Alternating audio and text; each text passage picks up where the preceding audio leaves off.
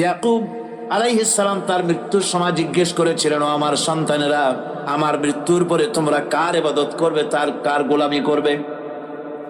তারা জবাব দিলেন, ক্বালু না'বুদু ইলাহাকা ওয়া ইলাহা আবাইকা ইব্রাহিম ওয়া ইসমাঈল ওয়া ইসহাক ইলাহাও ওয়াহিদান ওয়া নাহনু লাহু মুসলিমুন। নিঃসন্দেহে আমরা ইবাদত করব, গোলামি করব আপনার রবের, আপনার পিতার রবের, এবং আল্লাহর ইবাদত করব। আপনিও আপনার পূর্বপুরুষ ইব্রাহিম ইসমাইল যে আল্লাহকে ইবাদত করেছে, সে আল্লাহ পাকের ইবাদত আমরা করব এবং তার অনুগত হয়ে থাকব। সম্রাট শাহজাহানের সময় এক ফকির ভিক্ষা করে বেড়াতো। 70-80 বছর বয়স হয়ে গিয়েছে। এক লোক বলছে, সারা জীবন তো তোমার ছোটবেলা থেকে ভিক্ষা করতে দেখলাম। সে বলল, মানুষে দেয় তো 2 পয়সা 1 পয়সা, ভিক্ষা ছাড়া করবোটা কি? লোকটি বলল, তোমার একটা পরামর্শ দেই, একদিন সম্রাটের কাছে গিয়ে যে দেখো, একবারে যা দেবে খাইয়া কুলাইতে পারবে না। সম্রাট শাহজাহান কোথায় আছে এখন? দেখো গিয়া মসজিদে আছে। লোকটি মসজিদের বাইরে গিয়ে দেখে সম্রাট একা হাত তুলে বসে আছে, চোখ থেকে পানি পড়তেছে দর দর করে, দাড়ি ভিজে জামায় পড়তেছে, বহুক্ষণ দাঁড়িয়ে আছে। এরপরে সম্রাট তার মুনাজাত শেষ করে বেরিয়ে আসছেন। ফকিরের সঙ্গে দেখা। ফকির বলল, আসসালামু আলাইকুম। তিনি বললেন, ওয়ালাইকুম আসসালাম রাহমাতুল্লাহ। ফকির রওনা করেছে। বাদশাহ বলছে, তুমি তো একজন ভিক্ষুক মানুষ বলি মনে হয়, আমার কাছে তো কেউ কিছু না চাইয়া যায় না, তুমি যে কিছু না চেয়েই চলে যাচ্ছ। ভিক্ষুক বলছে, জাহাপানা, সত্যি কিছু চাইতে এসেছিলাম আপনার কাছে, কিন্তু আপনার অবস্থা দেখে আমার জ্ঞানের চোখ খুলে গেছে। আমি দেখতে পেলাম, আমি যে সম্রাটের কাছে ভিক্ষা চাইতে আসলাম, আমি তো শুধু তাকায় আছি, আমি তো কান্দি না, বরং আমি যার কাছে চাইতে এসেছি তিনি আমার চাইতে আরো নগণ্য ভিক্ষুকের মতো হয়ে কার কাছে যেন হাত পেতে চোখের পানি ফেলে কান্দে। মনে মনে ভাবলাম, সম্রাট কান্দে যে সম্রাটের কাছে, ওই আল্লাহ সারা জীবনে কারো কাছে কিছু চাইব না। আল্লাহর কাছে চাওয়ার অভ্যাস করুন, তিনি দিতে পারেন, সবকিছু তার আছে। এই বিশ্বাস মনের ভিতরে জমাতে হবে, তাহলেই সত্যিকারের মুসলমান আমরা হব। আল্লাহ পাক সত্যিকারের গোলাম আমাদেরকে বানাবেন, আমরা বলি আমিন। জান্নাতের মধ্যে একটি প্রবাহমান ঝর্ণা আছে, আল্লাহর বান্দারা সেখান থেকে পান করতে পারবে। সেই ঝর্ণা থেকে তৃষ্ণা নিবারণ করবে এবং নিজেদের ইচ্ছে মতো তারা এই ঝর্ণার শাখা প্রশাখা নিজেদের এরিয়া পর্যন্ত নিয়ে যেতে পারবে। এমন একটা ঝর্ণা থাকবে যেখানে আল্লাহর বান্দারা, আল্লাহ পাক বলছেন, আইনাই ইয়াশরাবু বিহা ইবাদুল্লাহ, আল্লাহর বান্দারা, আল্লাহর গোলামেরা সেখানে তাদের তৃষ্ণা মিটাবে এমন ঝর্ণা আছে।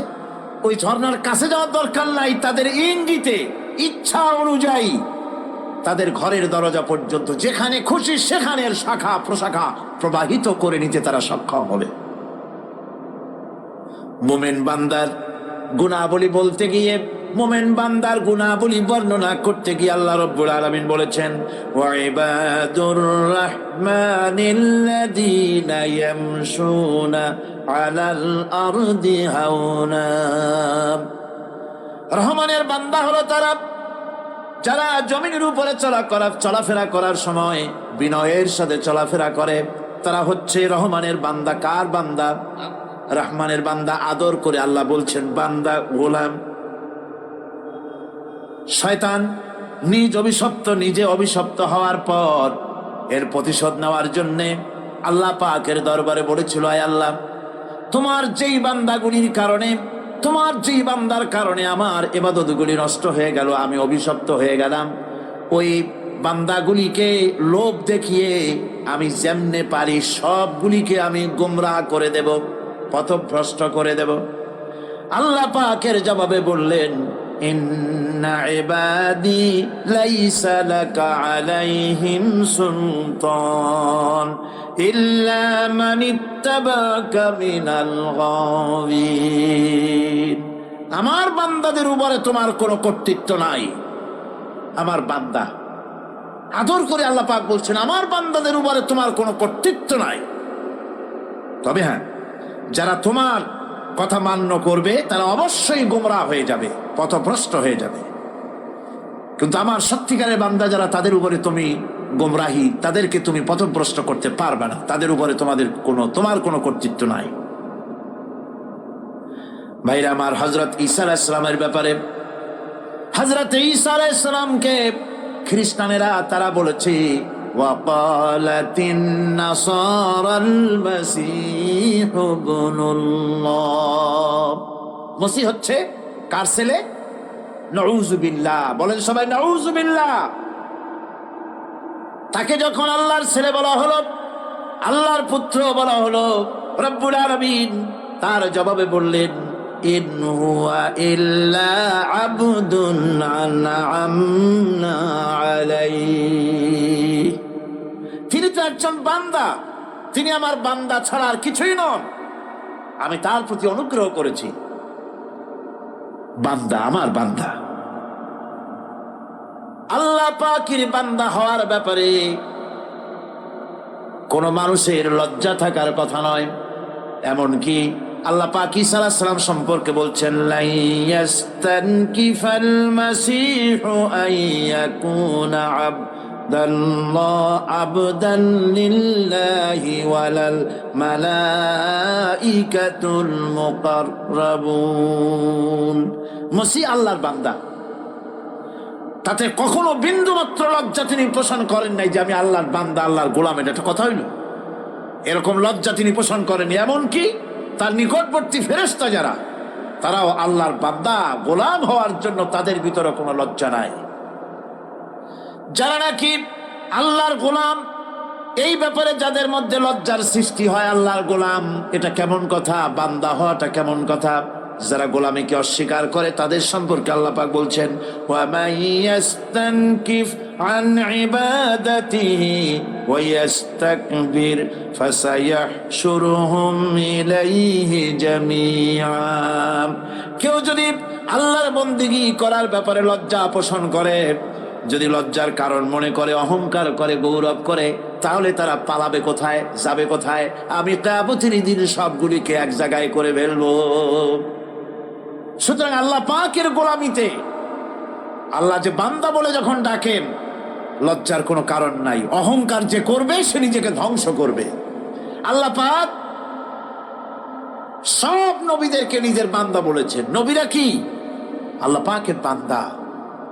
হযরত ইউসুফ আলাইহিস সালাম সম্পর্কে আল্লাহ পাক বলছেন কাযালিকা লিনাসরিফা আনহু আস-সুআ ওয়াল ফাহশা ইন্নাহু মিন ইবাদিনাল মুখলাসিন।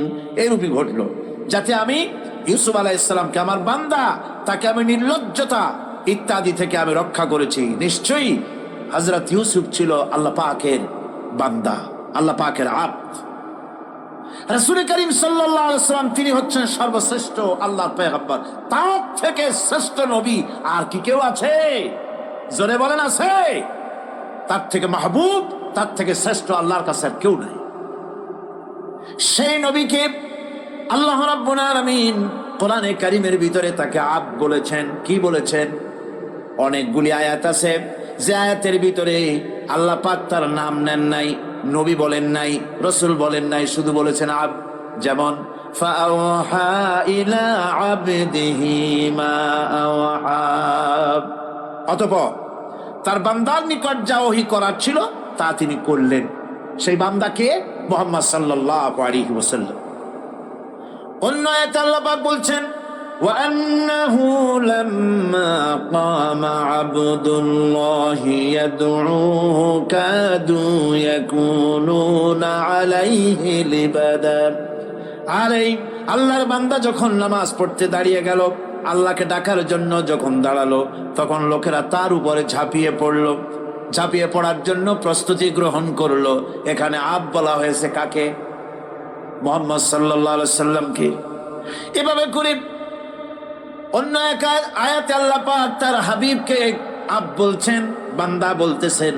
ইন কুনতুম ফি রাইবিম মিম্মা নাযালনা আলা আবদিনা, আমার বান্দার উপরে যে কিতাব নাজিল করেছি তাতে যদি তোমাদের কোনো সন্দেহ হয়, এই যে আমার বান্দার উপরে, ওই বান্দা কে বলেন সবাই? মুহাম্মদ রাসূলুল্লাহ সাল্লাল্লাহু আলাইহি ওয়াসাল্লাম। অন্য আয়াতে বলা হচ্ছে তাবারাকাল্লাযী নাযালাল ফুরকানা আলা আবদিহি লিয়াকুনা লিল আলামিনা নাযীরা। অতীব বরকতপূর্ণ সেই মহান সত্তা যিনি তার বান্দার উপরে ফুরকান নাজিল করেছেন। কে সেই বান্দা? মুহাম্মদ সাল্লাল্লাহু আলাইহি ওয়াসাল্লাম। মেরাজের ঘটনা বলতে গিয়ে আল্লাহ রাব্বুল আলামিন বলতেছেন সুবহানাল্লাযী আসরা বিআবদিহি লাইলাম মিনাল মাসজিদিল হারামি ইলাল মাসজিদিল আকসা। পবিত্র সেই মহান সত্তা যিনি তার বান্দাকে ইসরা করিয়েছেন। কে সেই বান্দা? মুহাম্মদ রাসূলুল্লাহ সাল্লাল্লাহু আলাইহি ওয়াসাল্লাম। সুতরাং আবদিয়াত, ইবাদত, গোলামি, এটা হচ্ছে মানুষের জীবনের সবচেয়ে বড় মর্যাদাকর খেতাব আল্লাহর পক্ষ থেকে আল্লাহর বান্দা হওয়া। গোলামি পরিপূর্ণরূপে হবে কেবলমাত্র আল্লাহ পাকের।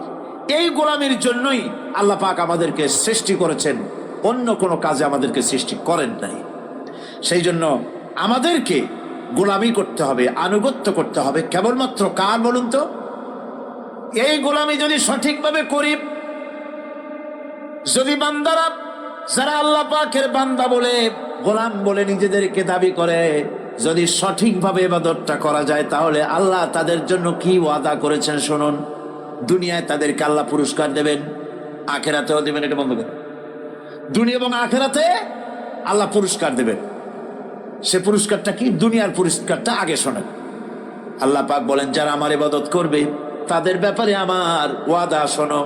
ওয়াদাল্লাহুল্লাযীনা আমানু ওয়া আমিলুস সালিহাতি লায়াস্তাখলিফান্নাহুম ফিল আরদি কামাস্তাখলাফাল্লাযীনা মিন ক্বাবলিহিম। তোমাদের মধ্যে যারা ঈমান এনেছে এবং সৎ কাজ করেছে, আল্লাহ রাব্বুল আলামিন তাদের ব্যাপারে আল্লাহর ওয়াদা হচ্ছে, আল্লাহর প্রতিজ্ঞা হচ্ছে, আল্লাহ ওয়াদা করতেছেন তাদেরকে জমিনের উপরে প্রতিষ্ঠিত করবেন। যেমন করে তোমাদের পূর্বপুরুষদেরকে প্রতিষ্ঠিত করা হয়েছিল, ওইভাবে তোমাদেরকে প্রতিষ্ঠিত করা হবে। সুবহানাল্লাহ। প্রতিষ্ঠিত করা হবে মানে রাষ্ট্র ক্ষমতা দেওয়া হবে। কি দেওয়া হবে? যদি গোলাম হও, যদি কি হও? গোলাম। আল্লাহ পাক বলছেন শুধু তাই নয়, আমি আমার দিনকে যারা প্রতিষ্ঠা করবে, আমার গোলামেরা যদি, আমার বান্দারা সঠিকভাবে যদি আমার গোলামি করে, মানানে আমলে সালেহ করে, নেক কাজ করে, আমি তাদেরকে রাষ্ট্র প্রতিষ্ঠার সুযোগ করে দেব। আর তাদের জন্য ভীতির পরিবর্তে, সন্ত্রাসের পরিবর্তে শান্তি কায়েম করে দেব। সুবহানাল্লাহ। وَلَيُمَكِّنَنَّ لَهُمْ دِينَهُمُ الَّذِي ارْتَضَىٰ لَهُمْ وَلَيُبَدِّلَنَّهُمْ مِنْ خَوْفِهِمْ أَمْنًا। তাদের দিনকে তারা নিজেদের জন্য যা পছন্দ করেছে অবশ্যই তিনি তা কায়েম করে দিবেন, এবং সন্ত্রাস আর ভীতির পরিবর্তে আল্লাহ নিরাপত্তা দান করবেন। জোরে কোন সুবহানাল্লাহ। সন্ত্রাস বন্ধ হবে, চুরি, ডাকাতি, জেনা, ব্যভিচার সব বন্ধ হয়ে যাবে। তোমরা ক্ষমতায় থাকবে, তোমরা ডমিনেটেড হবে না, তোমরা ডমিনেট করবে। গোটা পৃথিবীকে শাসন করবে, শাসিত তোমরা হবে না। আর ভীতির পরিবর্তে নিরাপত্তা তোমরা লাভ করবে। কি করলে? ইয়াবুদুনানি লা ইউশরিকুনা বি শাইআ। সুতরাং তারা যেন আমার ইবাদত করে এবং আমার সঙ্গে যেন কাউকে শরীক না করে। আল্লাহ বলছেন তোমরা যদি আমার সাথে শরীক না করো, ইবাদতের মধ্যে কাউকে যদি শরীক স্থাপন না করো, আর যদি তোমরা আমার ইবাদতটা সলিডভাবে আমার জন্যই করো, তাহলে রাষ্ট্র ক্ষমতা তোমাদের হাতে আসবে, সন্ত্রাস নির্মূল হবে, শান্তি প্রতিষ্ঠিত হবে। এই হচ্ছে দুনিয়ার পুরস্কার। এটা কিসের পুরস্কার? আর আখিরাতের পুরস্কারের কথা বলা হচ্ছে, ومن يطع الله ورسوله ويخشى الله ويتقه فأولئك هم الفائزون। যে ব্যক্তি আল্লাহ এবং রাসূলের আনুগত্য করেছে, আল্লাহকে ভয় করে চলেছে, তার গজব থেকে বেঁচে রয়েছে, সেই হচ্ছে সফল কাম। সফল কাম মানে কি? কিয়ামতের দিন আল্লাহ পাক তাদেরকে জান্নাত দান করবেন। আল্লাহ পাক তাদেরকে কিয়ামতে কি দিবেন? জান্নাত দিবেন, চিরস্থায়ী শান্তির জায়গা, সেই জান্নাত লাভ করা যাবে। আজ ইবাদতের এই যে গুরুত্বপূর্ণ ইবাদত, এই ইবাদতের ভুল অর্থ সমাজের ভিতরে ছড়িয়ে আছে। সাধারণ মানুষও ভুল করেছে, অসাধারণ মানুষেরাও ইবাদতের ভুল অর্থ করে ভুলের মধ্যে নিমজ্জিত আছে বিরাট সংখ্যক লোকেরা। সাধারণ মুসলমানেরা তারা যে ভুলটা করলো ইবাদতের অর্থ করতে গিয়ে, সেটা হলো এই, সাধারণ লোকেরা মনে করলো কয়েকটা অনুষ্ঠানের নাম হচ্ছে ইবাদত, নামাজ, রোজা, হজ, যাকাত, সাদকা, ফিতরা, এর নাম হলো ইবাদত। অনুষ্ঠান শেষে তারা নিজেদেরকে স্বাধীন মনে করলো। তারা আল্লাহ পাকের প্রত্যেকটি আইনের ধারাকে লঙ্ঘন করলো। বছরে একবার রোজা রেখে, বছরে 1 মাস রোজা রেখে মনে করলো ইবাদত শেষ। 5 ওয়াক্ত নামাজ পড়ে মনে করলে ইবাদত শেষ। আমি প্রশ্ন করি, 5 ওয়াক্ত নামাজের নামই যদি হয় ইবাদত, 5 ওয়াক্ত নামাজের নামই ইবাদত, এটাই যদি হয়, তাহলে 5 ওয়াক্ত নামাজ পড়তে সময় লাগে কত? উজু টুজু করে বড় জোর 1-1.5 ঘন্টা সময় লাগে 5 ওয়াক্ত নামাজ পড়তে। তো এর নাম যদি হয় ইবাদত, তার অর্থ কি দাঁড়াবে? অর্থ দাঁড়াবে আপনি 24 ঘন্টার ভিতরে 1 থেকে 1.5 ঘন্টার জন্য আল্লাহর গোলাম, বাকি 22 ঘন্টার জন্য শয়তানের গোলাম হতে কেউ রাজি আছেন? রোজার নামই যদি হয় শুধু ইবাদত, তাহলে তার অর্থ দাঁড়াবে বছরের ভিতরে 1টা মাসের জন্য আপনি আল্লাহর গোলাম, আর 11 মাসের জন্য শয়তানের গোলাম হতে কেউ রাজি আছেন? তাহলে বিষয়টা কি? বিষয়টা হচ্ছে নামাজ, রোজা, হজ, যাকাতি শুধুমাত্র ইবাদত নয়। আনুষ্ঠানিক ইবাদত তো বটেই, কম্পালসারি ইবাদত তো বটেই, কিন্তু শুধুমাত্র নামাজ, রোজা, হজ, যাকাত ইবাদত শুধুমাত্র নয়, এগুলি হচ্ছে ইবাদতের পার্ট, ইবাদতের অংশ। বরং জীবনের সব ক্ষেত্রে আল্লাহর হুকুমকে মানার নামই হচ্ছে, ভাইরা আমার,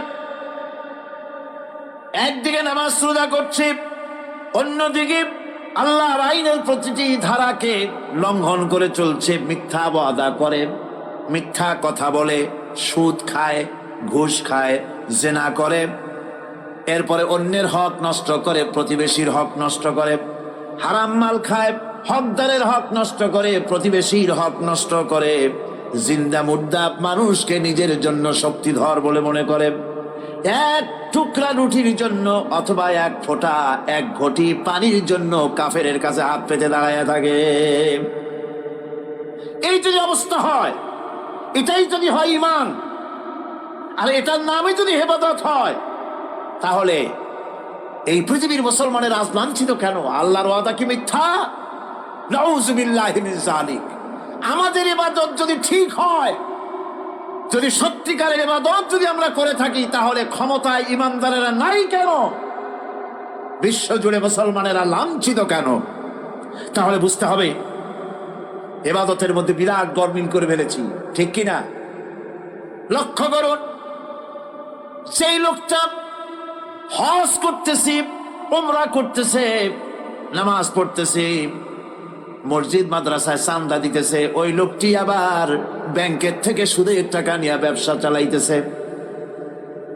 ব্যবসা ঠিক রাখার জন্য, ইনকাম ট্যাক্স ফাঁকি দেওয়ার জন্য ব্যবসায়ীরা 2 ধরনের 3 ধরনের খাতা মেনটেন করছে। কথা ঠিক কিনা? মিথ্যা কথা বলছে, ঘুষ দিতেছে, বেশি করে বিদ্যুতের বিল যাতে না আসে সেজন্য যারা বিদ্যুৎ লাইনে আছে তাদেরকে পয়সা দিয়ে ম্যানেজ করতেছে, ঠিক কিনা? আমি পার্লামেন্টে বলেছি বিদ্যুৎ বাইরের থেকে আনতে হবে না, ঘুরে ঘুরে আবার বিদ্যুতের কথা আসে। বিদ্যুৎ আনা লাগবে না, কারণ আমার দেশের চাহিদা হচ্ছে 2500 মেগাওয়াট, সেখানে 1800 মেগাওয়াট আমাদের আছে। আরেকদিকে 4টা বিদ্যুৎ প্রকল্প বন্ধ হয়ে আছে।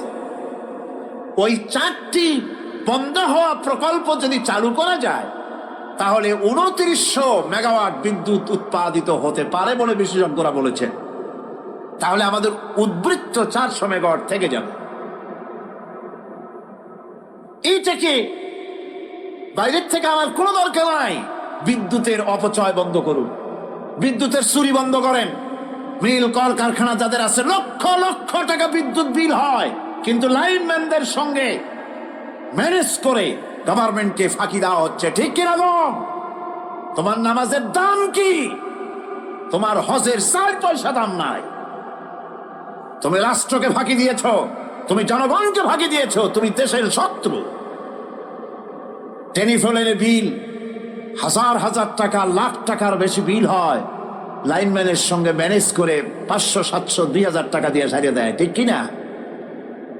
এরা জাতির শত্রু, দেশের শত্রু। এদেরকে ফায়ারিং স্কোয়াডে নিয়ে ক্রাশ ফায়ার করে উড়ায় দেওয়া উচিত। এরা দেশের দুশ্মন। আজ সিস্টেম লসের নাম দিয়া বিদ্যুৎ চুরির আরেক ব্যবস্থা করা হয়েছে। সিস্টেম লস করে ওনারা নিজেরা, আর এর ভোগান্তি জনগণকে করতে হয়। কষাইয়ের মতো ছুরি দিয়া জবাও করে জনগণের কাছ থেকে সিস্টেম লসের চার্জ আদায় করা হয়। আমি পার্লামেন্টে বলেছি, মাননীয় স্পিকার, সিস্টেম লস এই নামটা উঠায় দেন, এই প্রথা বন্ধ করে দিন। বিদ্যুৎ ধার করা লাগবে না। আল্লাহ আমাদের দেশে যথেষ্ট দিছে, কোনো জিনিসের অভাব নাই। এখানে গ্যাস আছে, তেল আছে, বিদ্যুৎ আছে, পাট আছে, চা আছে, নাই কি? অন্তত 8.5 কোটি টাকার কাগজ গুদামের মধ্যে বন্দী হয়ে আছে। ভারতকে ক্ষতি করার জন্য সে দেশ থেকে কাগজ এনে খবরের কাগজ ছাপানো হচ্ছে, আর 8.5 কোটি টাকার কাগজ নষ্ট হয়ে যাচ্ছে, আমার দেশের কাগজ। সুতরাং বলতেছিলাম একথাই বলতেছিলাম যে ইমান আল্লাহর গোলাম হতে হলে ভুল করে বসেছি ইবাদতের অর্থ করতে। শুধু নামাজ, রোজা, হজ, যাকাত, মাজারে কিছু চান্দা দেওয়া, আগরবাতি, মোমবাতি, চাদর একটা দিয়া, পীর সাহেবরে 10,000 টাকা চান্দা দিয়া, মোছে তেল মাখিয়া দাঁত বাইর করে হাসে। বেহেশতে তো গেছি, আর দেরি কত? বেহেশতে তুমি যাবা, এত সহজ? দেশকে ফাঁকি দিছো, দেশকে ফাঁকি দিয়েছ, জনগণকে ফাঁকি দিয়েছ, নিজের মেয়েকে ফাঁকি দিয়েছে। বিবাহের সময় টাকা পয়সা দিয়া বিবাহ টিবাহ করায় দিল। ব্যবসা, ধানি সম্পত্তি, বাড়ির সম্পত্তি সব ছেলেদেরকে দিয়ে দিল, মেয়েটারে ফাঁকি দিয়ে দিল। দেয় না এরকম? ফুপুকে ফাঁকি দিল, বোনকে ফাঁকি দিল। এরপরে মোনাজাত করে সবে বরাতে, আল্লাহ আমারে বেহেশত দিও। ফেরেশতারা কয়, মর তুই আগে, বেহেশত তোরে কেমনে দেয় ভালো করে দেখায় দেব। বেটা তুই যাবি বেহেশতে? এত সোজা? ওটা মামু বাড়ির বারান্দা নাকি? এত সহজ নয়। সুতরাং সাধারণ মানুষ মারাত্মক ভুল করেছে এখানে। নামাজ, রোজা, হজ, যাকাত ইবাদত, আর কিছু কি ইবাদত মনে করে নাই? আপনার চাকরি আপনার ইবাদত, চাকরিতে ফাঁকি দেওয়া যাবে না। আপনি সুস্থ মানুষ, মেডিকেল লিভ নিয়ে ওয়াজ মাহফিল অথবা কোনো ইজতিমায় যাওয়া যাবে না, কোনো চেল্লা দিতে যাওয়া যাবে না। মেডিকেল লিভ নিয়ে আপনি সুস্থ মানুষ, কেন আপনি মেডিকেল লিভ নিচ্ছেন? আপনি ফাঁকি দিতে পারবেন না। সরকারি চাকরি করেন, মিল কল কারখানায় চাকরি করেন, ফরজ নামাজ পড়েছেন ভালো কথা, সুন্নাত পড়েছেন ভালো কথা, নফল পড়বেন না। জোহরের নফল পড়া বাদ দিন। যদি আপনি চাকরিজীবী হন, চাকরি করেন, ওটাই ইবাদত। এর নাম ইসলাম, এর নাম ইসলাম। গভর্নমেন্ট যে বেতন দেয় সেই বেতনের উপরে সন্তুষ্ট থাকুন, ঘুষ খাইয়েন না। যদি বেশি বেতন লাগে গভর্নমেন্টের কাছে দাবি জানান যে আমাদের বেতন বাড়ায় দাও। ঘুষ খাবেন কেন? হারাম। জোরে কোন এটা কি? এই ঘুষের টাকা মাজারে দিয়া, পীরেরে দিয়া আল্লাহরে খুশি করবেন, এত সহজ না, এত সহজ না। মা খালাকতুল জিন্না ওয়াল ইনসা ইল্লা লিয়াবুদুন। মানুষ আর জিন জাতিকে আমি সৃষ্টি করেছি আমার গোলামির জন্য। কার গোলামি? ওই গোলামির পূর্ণাঙ্গ নমুনা যদি জানতে চাই, পূর্ণাঙ্গ নমুনা দৃষ্টান্ত লাগবে। কাকে অনুসরণ করব? পূর্ণাঙ্গ ইবাদতের, আল্লাহর গোলামের পূর্ণাঙ্গ নমুনার জন্য কোরআনে কারিমে দৃষ্টান্ত সেট করা হয়েছে। হযরত ইব্রাহিম আলাইহিস সালামের আল্লাহ পাক বলেন, ইয ক্বালা লাহু রাব্বুহু আসলিম ক্বালা আসলামতু লিরাব্বিল আলামিন। তার অবস্থা এই ছিল, কার? ইব্রাহিম আলাইহিস সালাম। তার অবস্থা এই ছিল যে তার রব যখন তাকে বললেন আনুগত্যের মস্তককে অবনত করে দাও, তিনি বললেন আমি আমার বিশ্বপালকের সামনে মাথাটা নত করে দিলাম।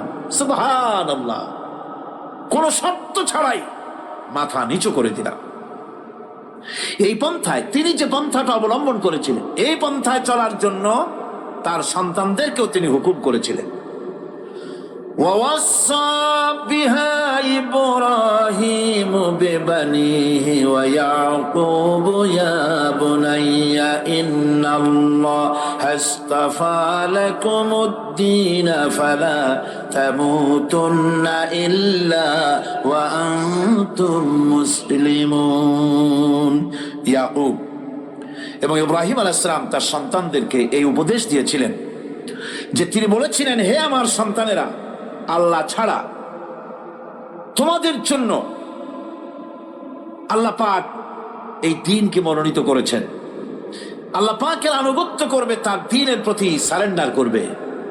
আর খবরদার মুসলমান না হয়ে যেন তোমরা মরে যেও না।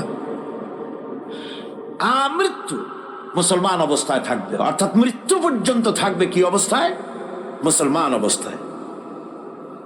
أم كنتم شهداء إذ حضر يعقوب الموت إذ قال لبنيه ما تعبدون من بعدي।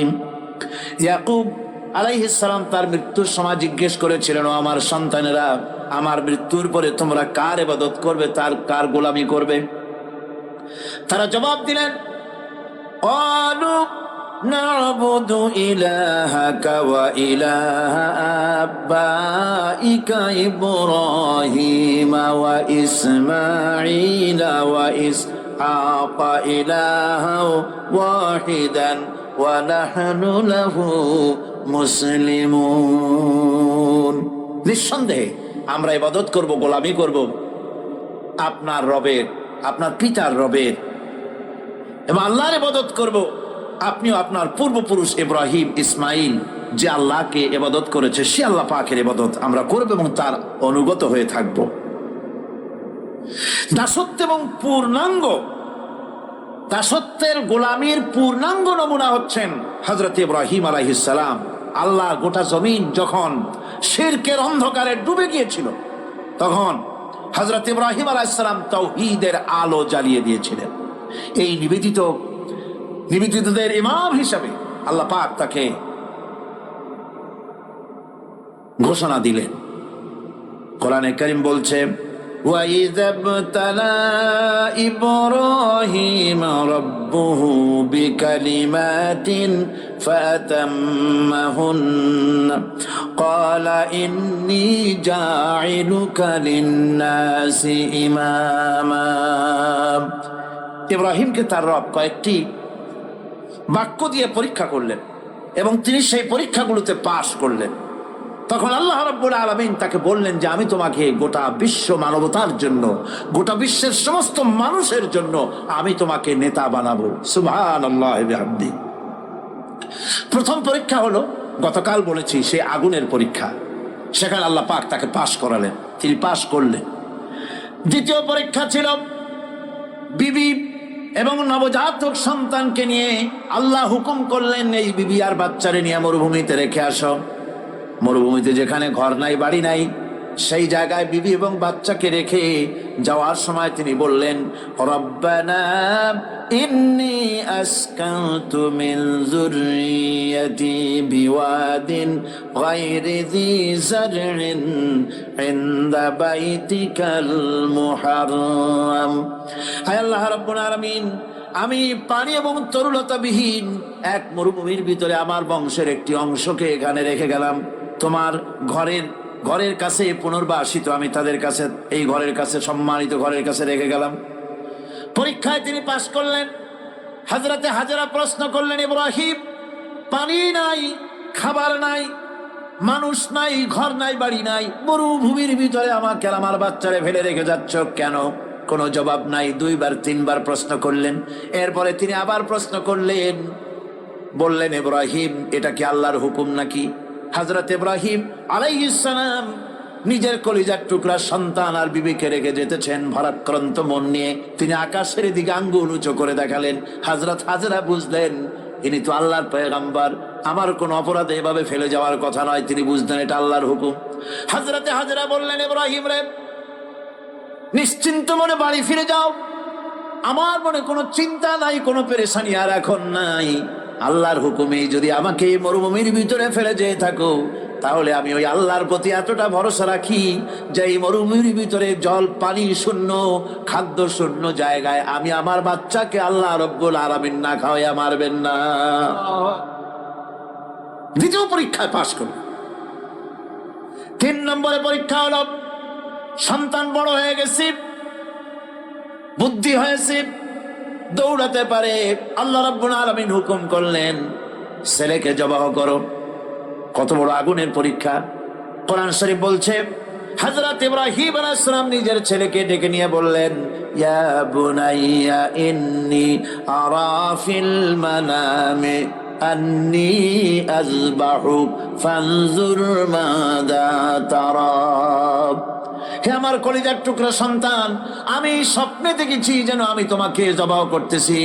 তোমার রায় কি, তোমার মত কি, আমারে শোনাও। ছেলে পয়গম্বর, ছেলে তার জবাবে বললেন, ইয়া আবাতি ফাআল মা তু'মার সাতাজিদুনি ইনশাআল্লাহু বিনাস সাবিরিন। হে আমার আব্বাজান, আপনি যে ব্যাপারে স্বপ্নের ভিতরে আদিষ্ট হয়েছেন, আপনি তা কার্যকরী করুন। আমাকে এতটুকু অধৈর্যের মধ্যে পাবেন না, আমাকে ধৈর্যশীলদের মধ্যে পাবেন। আমারে আপনি আল্লাহর হুকুম পালন করেন। আল্লাহ পাক শোনাচ্ছেন, ফালাম্মা আসলামা ওয়াতাল্লাহু লিল জাবিন। পিতা পুত্র দুজনই রাজি হয়ে গেল। পিতা তার ছেলেকে কাঁধ করে গলার উপরে ছুরি ধরেছেন। আল্লাহ রাব্বুল আলামিন ইসমাইল জবাহ হোক, এটা আল্লাহ চান নাই, আল্লাহ চেয়েছেন পরীক্ষা করতে। পরীক্ষায় ইব্রাহিম পাশ হয়ে গেলেন। আল্লাহ পাক বলছেন, ওয়ানাদাইনাহু আইয়া ইব্রাহিম ক্বাদ সাদ্দাকতার রুইয়া ইন্না কাযালিকা নাজজিল মুহসিনিন। আমি ইব্রাহিমকে ডেকে বললাম, ইব্রাহিম, তুমি তোমার স্বপ্নকে বাস্তবে রূপ দিয়েছো, আর এভাবেই করি আমি মুহসিনিনদেরকে পুরস্কৃত করে থাকি। আল্লাহ পাক খুশি হলেন। আল্লাহ পাক বললেন, ইন্না হাযা লাবালাউল মুবিন। নিঃসন্দেহে এটি একটি বিরাট পরীক্ষা ছিল। ঠিক কি লাগান? আল্লাহ নিজে বলছেন এটা একটি বিরাট পরীক্ষা, আজিম ইমতিহান। সে ইমতিহানে তিনি পাশ করলেন। পরীক্ষায় উত্তীর্ণ হওয়ার জন্য রব্বুল আলামিন পুরস্কার দিয়া দিলেন। আল্লাহ পাক বললেন, সালামুন আলা ইব্রাহিম। পড়েন সবাই, সালামুন আলা ইব্রাহিম। ইব্রাহিমের প্রতি আল্লাহ পাক বললেন, ইব্রাহিমের প্রতি সালাম রইল। সুবহানাল্লাহি ওয়া বিহামদিহি। ইবাদত এর আনুগত্যের এই উৎকৃষ্ট দৃষ্টান্ত স্থাপনের পর আল্লাহ পাক তার গোটা বিশ্বের মুসলমানদেরকে কিয়ামত পর্যন্ত ইব্রাহিম আলাইহিস সালামকে জাতির পিতা বানায়া দিলে। সুবহানাল্লাহ, কইতে ইচ্ছা করে না? এই রকমের পরীক্ষা কোন পিতারা দিতে পারছে নাকি? গোটা বিশ্বের সমস্ত মানব মণ্ডলীর জন্য আল্লাহ পাক ইব্রাহিম আলাইহিস সালামকে কিয়ামত পর্যন্ত জাতির পিতা হিসাবে ঘোষণা করেছেন। সুবহানাল্লাহ। মিল্লাতা আবিকুম ইব্রাহিম হুয়া সাম্মাকুমুল মুসলিমিন। তোমরা তোমাদের পিতা ইব্রাহিমের মিল্লাতের উপর প্রতিষ্ঠিত হও। আল্লাহ পাক বলছেন, তোমাদের পিতা ইব্রাহিমের মিল্লাতের উপর প্রতিষ্ঠিত হও। আর আল্লাহ তোমাদের নাম রেখেছে মুসলমান, তোমরা হচ্ছে মুসলমান। আমাদের পরিচয়, ওই যে পরিচয়ের কথা আগে হয়ে গেছে, আমাদের পরিচয় আমরা মুসলমান। আমাদের পরিচয় কি? মুসলমান, এটা প্রথম পরিচয়। ইবাদতের পূর্ণাঙ্গ মাপকাঠি হিসেবে আল্লাহ পাক হযরত ইব্রাহিম আলাইহিস সালামকে দুনিয়াবাসীর সামনে পেশ করেছে। কোরআন বলছে ইহুদি এবং খ্রিস্টানেরা মুসলমানদেরকে বিভ্রান্ত করতে চায়। তারা বলে ওয়াকালু কুনু হুদান আও নাসারা তাহতাদু কুল বাল মিল্লাতা ইব্রাহিম হানিফা ওয়া মা কানা মিনাল মুশরিকিন। ইহুদিরা বলে ইহুদি হও তবেই তোমরা সঠিক পথ পাবা, খ্রিস্টানের বলে খ্রিস্টান হও তবেই তোমরা সঠিক পথ প্রাপ্ত হবে। আল্লাহ পাক বলছেন এদের সকলকে বলে দাও বরং তোমরা সব পরিত্যাগ করে মিল্লাতে ইব্রাহিমের ভিতরে শামিল হয়ে যাও। এটাই মুক্তির পথ, এটাই নাজাতের পথ, এটাই আল্লাহর পথ। সুবহানাল্লাহি ওয়া বিহামদিহি। এমনকি রাসূল কারীম সাল্লাল্লাহু আলাইহি ওয়াসাল্লামকে আল্লাহ পাক বলেছেন আনিত্তাবি মিল্লাতা ইব্রাহিম হানিফা, চারদিক থেকে মুখ ফিরিয়ে এনে মিল্লাতে ইব্রাহিমের ভিতরে শামিল হয়ে যাও, তারই অনুসরণ করো। রাসূল কারীম সাল্লাল্লাহু আলাইহি ওয়াসাল্লাম ইবাদত বা আনুগত্যের সর্বোৎকৃষ্ট নমুনা হওয়ার কারণে ইব্রাহিম আলাইহিস সালাম সম্পর্কে হুজুর বলেছেন ইন্না ইব্রাহিমা খায়রুল বারিয়া, রাওয়াহু মুসলিম। হুজুর সাল্লাল্লাহু আলাইহি ওয়াসাল্লাম বলেছেন ইব্রাহিম হচ্ছেন জগতের সর্বোত্তম ব্যক্তি। সুবহানাল্লাহ। সুতরাং আমাদেরকে ইবাদতের নমুনা হিসেবে ইব্রাহিম আলাইহিস সালামকেও মানদণ্ড হিসেবে দেখতে হবে যে কিভাবে তিনি সারেন্ডার করেছিলেন আল্লাহ পাকের দরবারে। এখন আমি আপনাদের সামনে বলতে চাই, মানুষের জীবনে সবচাইতে বড় দুটি চাহিদা আছে, একটা হচ্ছে খাদ্য আর একটা হচ্ছে নিরাপত্তা। একটা খাদ্য আর একটা কি? নিরাপত্তা। পেট ভরে খাইতে চাই আর চোর ডাকাতের উপদ্রব থেকে নিরাপত্তা পেতে চায়। আইন শৃঙ্খলা পরিস্থিতির উপরে যখন পার্লামেন্টে আলোচনা হচ্ছিল, আমি তখন বলেছি মাননীয় স্পিকার, আমার দেশের সাধারণ ভোটারদের বড় কোনো আশা আকাঙ্ক্ষা নাই। তারা কোনোদিন বলে না যে আমাদের গুলশানে বাড়ি দিতে হবে, সকলে আমাদেরকে মঙ্গল গ্রহে অফিস বানায় দিতে হবে, বাসেরও গাড়ি দিতে হবে, এগুলি তারা দাবি করে না। যারা ভোট দেয়, কষ্ট করে, মিছিল করে, এই সাধারণ জনগণের দাবি হচ্ছে মিনিমাম দাবি, খুবই কম। তাদের দাবি হলো মোটা সুতার কাপড় চাই ইজ্জত ঢাকার জন্য, পেট ভরে খেতে চাই, পোলাও কোরমা বিরিয়ানির দরকার নাই, আর আশ্রয়ের জন্য ছোট্ট একটু ঘর চাই, চোর ডাকাতের উপদ্রব থেকে নিরাপত্তা চাই। কথা ঠিক কিনা? আমি বললাম স্পিকার সাহেব, আজ পর্যন্ত যতগুলি গভর্নমেন্ট এসেছে বাংলাদেশে, প্রত্যেকটি গভর্নমেন্ট আমার দেশের জনগণের এই ন্যূনতম দাবি, এই আশা পূরণ করতে ব্যর্থতার পরিচয় দিয়েছে। কেউ পারে নাই। যারাই গেছে তারাই তাদের নিজেদের আখের গোছাবার চেষ্টা করেছেন। সব নিজেকে নিয়ে ব্যস্ত, নিজের লোকদের নিয়ে ব্যস্ত, জনগণ নিয়ে চিন্তা নাই। সুতরাং মানুষের চাহিদা হচ্ছে খাদ্য আর নিরাপত্তা। আমরা কি খাদ্য আর নিরাপত্তা সত্যি কি চাই? চাই। খাদ্য যদি চাই ক্ষুধার সময়, নিরাপত্তা যদি চাই ভীতির সময়, আল্লাহ রাব্বুল আলামিন বলেন কোন গভর্নমেন্ট দিতে পারবে না, দুনিয়ায় কেউ দিতে পারে নাই, পারবেও না। ক্ষুধার সময় যদি খাদ্য চাও, ভীতির সময় যদি নিরাপত্তা লাভ করতে চাও, তাহলে ফালিয়াবুদু রাব্ব হাযাল বাইত, এই ঘরের মালিকের ইবাদত কর। কোন ঘর? কাবা ঘর। বলেন কোন ঘর? কাবা ঘর। কাবা শরীফের মালিকের ইবাদত কর। তাহলে কি হবে? আল্লাযী আত'আমাহুম মিন জু'ই ওয়া আমানাহুম মিন খাউফ। এই ঘরের মালিকের ইবাদত যদি করো, তাহলে ক্ষুধার সময় তিনি তোমাদেরকে খেতে দিবেন, আর ভীতির সময় তিনি তোমাদের নিরাপত্তা দান করবেন। এ ওয়াদা কার? চিল্লায় বলেন ওয়াদা কার? আল্লাহ পাকের ওয়াদা বিশ্বাস হলো না, এমনই পোড়া কপালের মুসলমান। নির্বাচন যখন আসলো, সলিমউদ্দিন সাহেব আসতেন মঞ্চের উপরে, পরিচয় করানো হচ্ছে।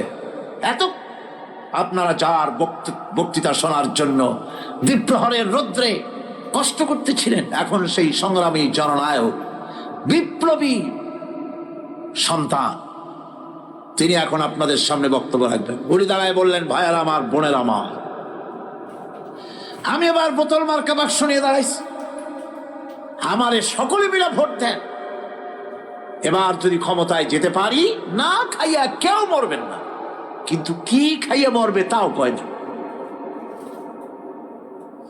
মানুষেরা এই কথাগুলি বিশ্বাস করলার সমানে ভোট দিল। হায় রে কপাল! আল্লাহ বললেন, আমার ইবাদত কর, আমার গোলামি কর জীবনের সব জায়গায়, তাহলে ক্ষুধার সময় খাইতে পারবি আর ভীতির সময় নিরাপত্তা পাবি। আল্লাহর কথাটা বিশ্বাস হইল না। এই নামাজ পড়ার মুসলমানের দাম আছে, কোন দাম আছে? এ রোজা খাওয়ার দাম আছে, এ মুসলমান দাবি করার দাম আছে। আল্লাহ রাব্বুল আলামিন তিনি পরিষ্কার করে বলছেন, এই ঘরের মালিকের ইবাদত করো, তিনি ক্ষুধার সময় খেতে দিবেন, আর তিনি তোমাদেরকে ভীতির সময় নিরাপত্তা দান করবেন। চাউলের অভাব হবে না, পাটের অভাব হবে না, খাদ্যের অভাব হবে না, কারণ দুটি জিনিস যদি তোমরা করতে পারো, খাবারের অভাব হবে না। ওয়ালাউ আন্না আহলাল কুরা আমানু ওয়াত্তাকাউ লাফাতাহনা আলাইহিম বারাকাতিম মিনাস সামাই ওয়াল আরদ। দেশের লোকেরা, জনপদের লোকেরা যদি দুইটা কাজ করে, এক নম্বরে হলো আমার উপরে ঈমান আনবে, দুই নম্বরে হলো আমাকে ভয় করার নীতি অবলম্বন করে যদি চলে, তাহলে ওই দেশের মানুষের জন্য আকাশ আর জমিনের সব বরকতের দরজা আমি আল্লাহ খুলে দেব। আল্লাহর ওয়াদা। আল্লাহ পাকের নিকট মানুষের সবচাইতে বড় দাবি কি? আল্লাহর কাছে মানুষের সবচাইতে বড় দাবি কি করতে পারেন? পারেন? আল্লাহ পাকের কাছে মানুষের শ্রেষ্ঠ দাবিটা আল্লাহ নিজেই শিখাই দিয়েছেন। আমার কাছে দাবি কর, ইহদিনাস সিরাতাল মুস্তাকিম। আয় আল্লাহ, একটা সোজা, একটা সরল রাস্তা আমারে দাও, একটা সহজ পথ আমারে দাও। এই কথা সূরা ফাতিহা দাবি করার পর আল্লাহ রাব্বুল আলামিন এই অভিনন্দনের জবাবে, 7টা বাক্যের অভিনন্দনের জবাবে আল্লাহ রাব্বুল আলামিন 30 পারা কোরআন শরীফ নাজিল করে দিলেন। সূরা ফাতিহার এই সওয়ালের জবাবে আল্লাহ পাক বললেন, ওয়া আনি'বুদুনি হাযা সিরাতুম মুস্তাকিম। সোজা রাস্তা চাও, আমার গোলামি করো, ইবাদত করো। সব জায়গায় ইবাদত, গোলামি করাই লাগবে। আমার কাছে সোজা রাস্তা চাও, সোজা রাস্তা হলো আমার গোলামি করা। কার গোলামি? বেহেশতে যেতে চান? আমি আস্তে গেলাম বলে আপনারও আস্তে জবাব দিলেন। বেহেশতে যেতে চান? সুবহানাল্লাহ। এমন কোন মানুষ আছে নাকি যে বেহেশতে যেতে চায় না? মদ খোর যাইতে চায়। সবাই, আমরা সবাই বেহেশতের আশা করি, ঠিক কিনা? আল্লাহ রাব্বুল আলামিন বলেন, বেহেশতে যদি যেতে চাও তাহলেও ইবাদত করা লাগবে, ইবাদত ছাড়া জান্নাতে যাওয়া যাবে না। ফাদখুলি ফি ইবাদি ওয়াদখুলি জান্নাতি। সর্বপ্রথম আমার বান্দার মধ্যে দাখিল হয়ে যা, আমার গোলামির মধ্যে দাখিল হওয়া, আমার গোলাম হয়, এরপরে আমার জান্নাতে চলে যা। আগে গোলাম হবি, তারপরে কোথায় যাবি? জান্নাতে যাবে। আগে গোলাম হ, আগে গোলামির খাতায় নাম লেখা, আগে সত্যিকারের আমার বান্দা হ, গোলাম, এরপরে জান্নাতে যাওয়া যাবে। জান্নাতে যাইয়া আল্লাহর সাথে কি দেখা করতে চাই? আল্লাহর সাথে দেখা করতে চাই। আল্লাহ রাব্বুল আলামিন বলেন, ফামান কানা ইয়ারজু লিকা রাব্বিহি ফালইআমাল আমালান সালিহাও ওয়া লা ইউশরিক বিইবাদাতি রাব্বিহি আহাদা। তোমাদের মধ্যে যদি কেউ আল্লাহর সঙ্গে, তার রবের সঙ্গে যদি কেউ দেখা করতে চায়, তাহলে সে যেন ভালো ভালো কাজ করে, নেক কাজ করে, আর তোমার রবের সাথে অর্থাৎ আল্লাহ রাব্বুল আলামিনের সাথে ইবাদতের মধ্যে যেন কাউকে শরীক না করে। শিরক যদি না করো, খাঁটি গোলাম খাঁটি বান্দায় যদি পরিণত হতে পারো, কিয়ামতের দিন আল্লাহ রাব্বুল আলামিনের সঙ্গে দিদার নসিব হয়ে যাবে। এই গোলামি করব কতদিন? কতদিন গোলামি করব? এই প্রশ্নের জবাবে আল্লাহ রাব্বুল আলামিন কোরআনে কারীমের মধ্যে জবাব দিয়ে দিয়েছেন, ওয়া'বুদ রাব্বাকা হাত্তা ইয়াতিয়াকাল ইয়াকিন। মৃত্যু পর্যন্ত, যতক্ষণ না নাক দিয়ে শেষ প্রশ্বাসটি নিঃশ্বাসটি বেরিয়ে যাচ্ছে, ততক্ষণ পর্যন্ত আনুগত্য গোলামি সবটা হবে কার? জোরে চিল্লা এখন কার?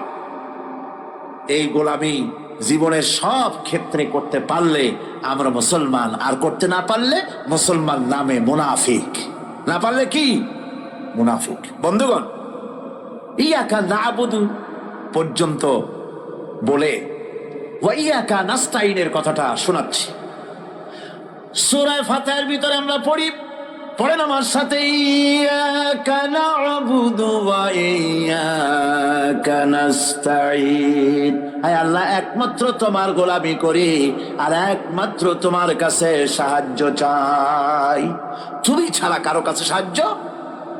এটা কি ঠিক? এটা কি আমাদের মনের কথা, ঈমানের কথা?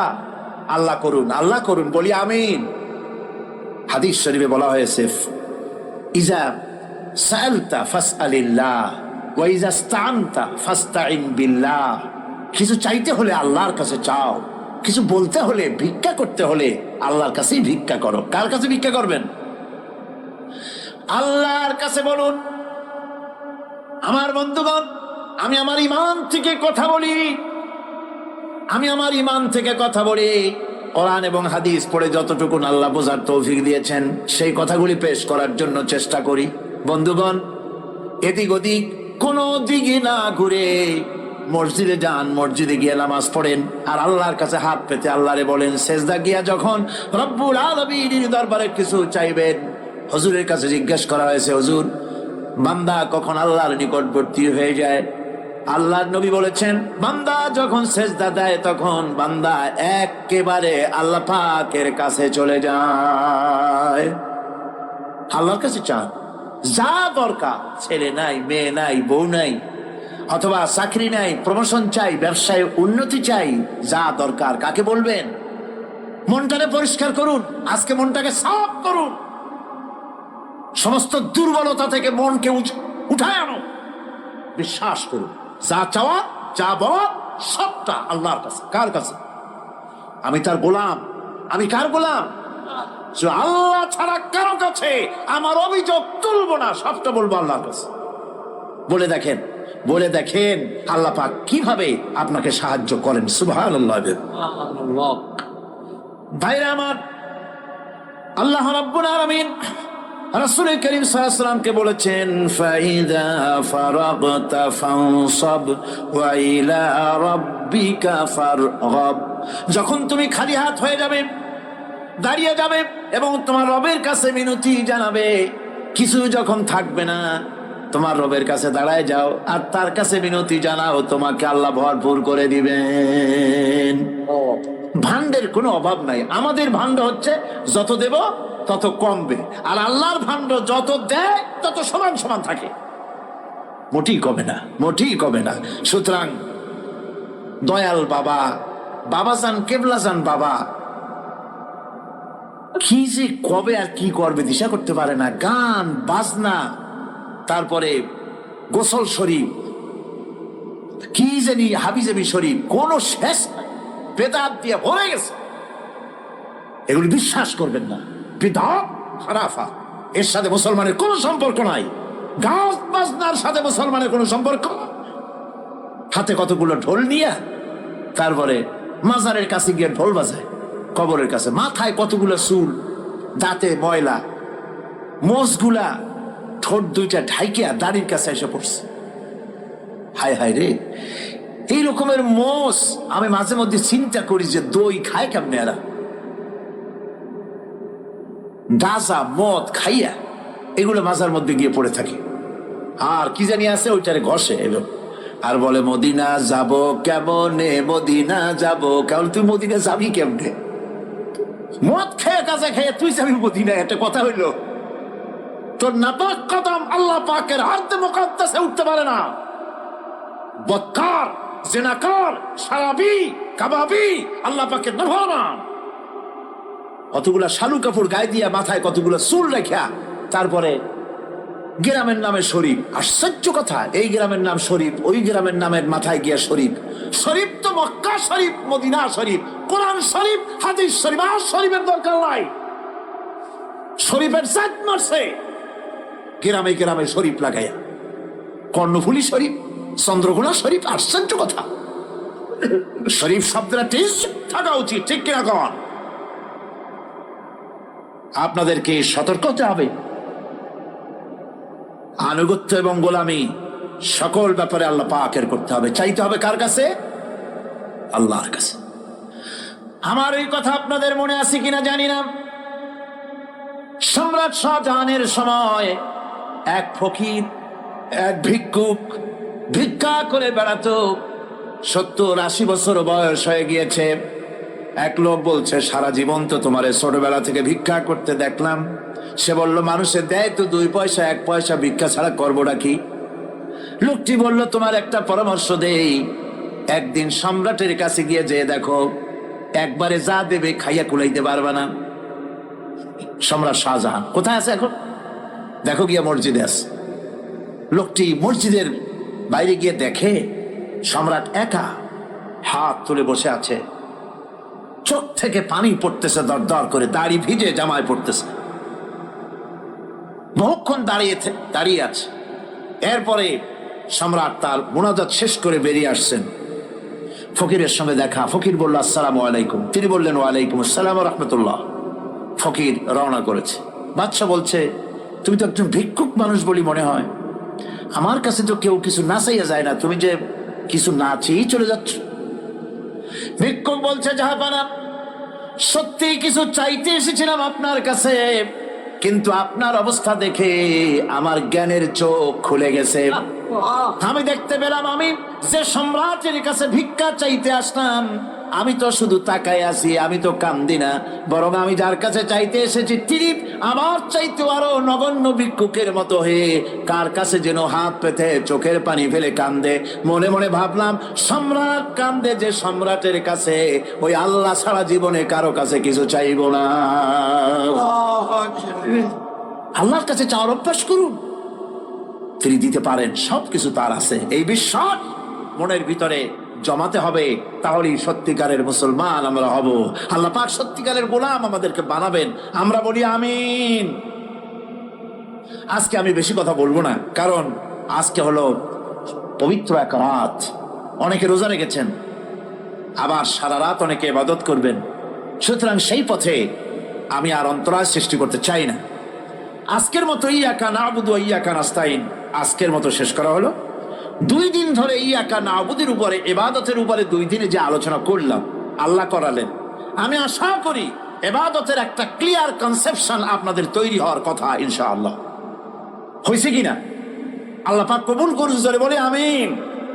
আমি যা বুঝাতে চেষ্টা করেছি কোরআন দিয়ে, আল্লাহর কোরআনকে কোরআন দিয়ে বুঝাতে চেষ্টা করেছি, ঠিক কিনা?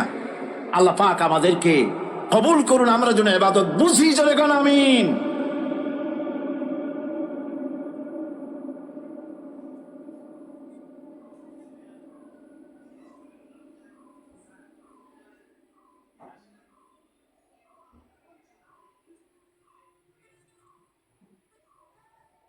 আবু আইয়ুব আনসারীর ঘরের সামনে গিয়ে ওঠ দাঁড়িয়ে গেল।